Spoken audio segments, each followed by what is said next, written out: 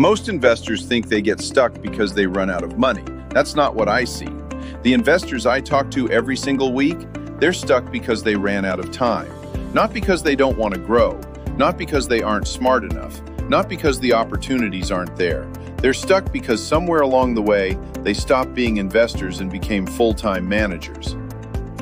And honestly, most of them don't even realize it happened. You buy that first property because you want freedom, maybe financial freedom, maybe more time with family.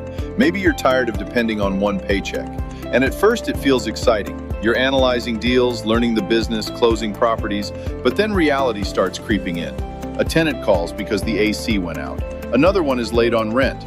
A contractor disappears halfway through a job. You're responding to texts at 9 or 10 at night. You're handling maintenance requests during dinner. And suddenly, your investment became another job. And the crazy part? Most investors normalize it. There are only so many hours in a day. That's true whether you own one property or 100. But here's where most investors get trapped.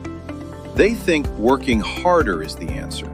So they take on more themselves. More calls, more management, more stress, more responsibility, and eventually they hit a ceiling. Not a financial ceiling, a personal ceiling.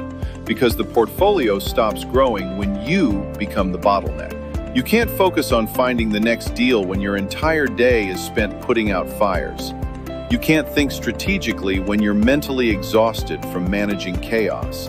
And you definitely can't scale if every single decision has to go through you. I was talking to an investor recently who told me, Garrett, I thought owning more properties would create freedom, but honestly, I feel more trapped now than when I started.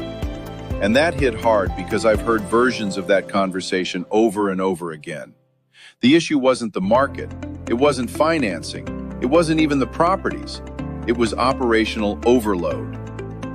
Every tenant issue depended on him, every contractor call depended on him, every late-night emergency depended on him.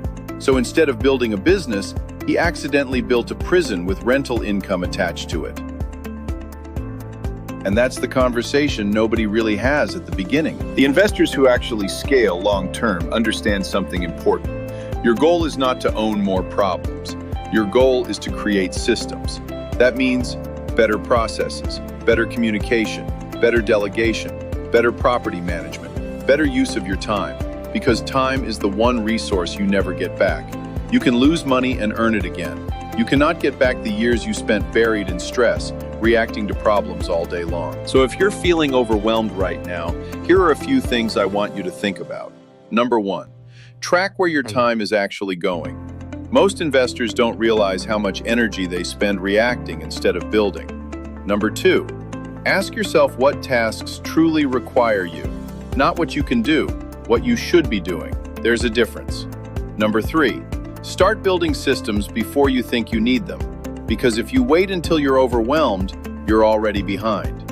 And number four, remember why you started investing in the first place. It probably wasn't to become an around-the-clock maintenance coordinator. So I want to ask you something. What's eating the most of your time right now as a property owner? Maintenance, tenants, finding deals, managing contractors, following up?